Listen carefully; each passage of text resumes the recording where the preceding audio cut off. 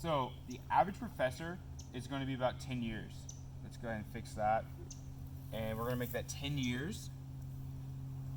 And now that we have the average, and we'll go with Gordon Ryan's professor, Don Wanaher, whatever, that's a really funny Instagram, you should go check it out.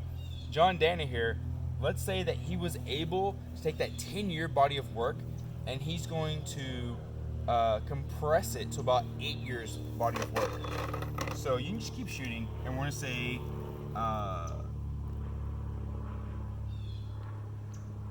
Danaher, that he's going to equal 8 years. All right, 8 year to 10 year, that's pretty reasonable for someone that's working hard, good professor. That's pretty reasonable, 8 years. Now, let's say, what does the student contribute? Because right now we've only been talking about the professor, right? What does the student contribute to that number?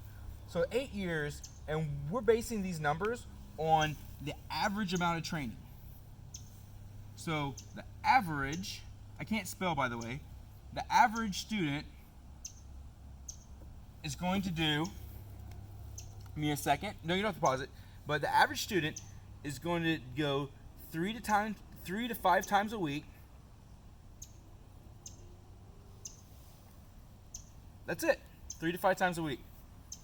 All right, average student. Now, let's say you're Gordon Ryan's of the world. They're not average, right? Hard work guys. So we're going to put Gordon, and he's going to train 2 to 3 times a day. All right? So we're going to take that, and he actually trains every day too, by the way. According to him, I don't know personally.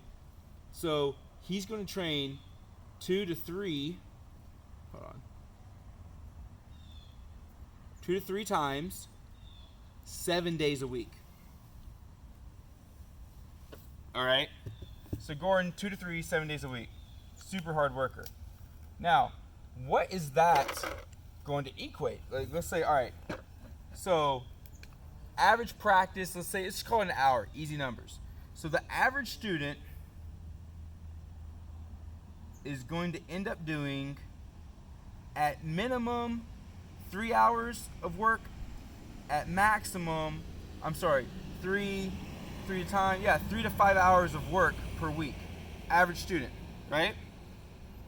Oh, Gordon, though, because he's not average, all right, he's a hard worker. Remember, that's why I want to highlight. I don't think I think he's talented. So that's going to be another video, what happens when talent is hardworking. But, so, we're going to have 14 over here. The minimum, he's putting 14 hours a week, right? The maximum, he's putting in 21 hours per week. This is weekly, by the way. All right. So, since I don't want to get into the math of how we can fold these things, if you're doing 2 practices, all right, per year based on this formula, and we say 10 years is the amount of work that we have to get done, 2 practices, you know, Elon Musk says if you're working 80 hours, you're doing in 1 year 2 years worth of work. So here we're saying that that's the average 10 years, all right, but a good professor has folded it to 8 years, all right, and Gordon is doing 2 to 3 times the amount of work. He's actually doing a whole lot more because he's doing 2 to 3 times, and he's getting in. I mean, look at this, like the numbers. If he was doing 4 times, that would be what, 12? Like, he's already crushing it at the minimum at 4xing, right? Not including that he's got one of the number 1 instructors, number 1 professors. So when we look at these numbers, did Gordon Ryan receive his black belt quicker, to play on words, than anyone else? Yes, if you only are looking at it takes 10 years, that's the maximum average body of work. Did he get it with less work done though? Absolutely not. Absolutely not. I would say he's a little slow on it with this amount of work that he's putting out. because he completed the entire body of work, the syllabus that he needed to understand, learn, etc., to be a black belt under Danaher. He finished it. He just did all the work. It's like doubling up on your course load. You don't think the person has a less of a bachelor's or less of a master's degree if they take more classes. You're just like, oh, that person's a hard worker. But for some reason in jiu-jitsu, we think it takes 10 years when we've got people that are working their butts off and getting in 3, and we're calling them geniuses. And they're not geniuses, they could be, but they're hard workers.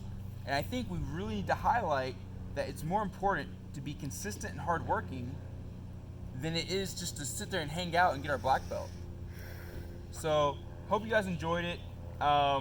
You know, we're going to dissect and we're going to look at these champions, and we're just going to make some champions. Right now, Gordon Ryan is the most dominant grappler that we've seen.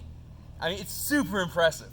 And if you're not training to fight Gordon Ryan, then you should probably take up like badminton or something that's not a real sport, because this guy encourages me to like get better, because he's the only person I want to fight. Or I actually want to fight everyone to get to him, because they're awesome. There's so many awesome fighters out there right now. But anyways, hope you enjoyed the dissection. Leave a like or a comment down below if you disagree. Like, I'm super interested if anyone disagrees with this, because I think the math is sound. I do math for a living. So yeah, if you can't tell by this awesome expressions. All right, later guys.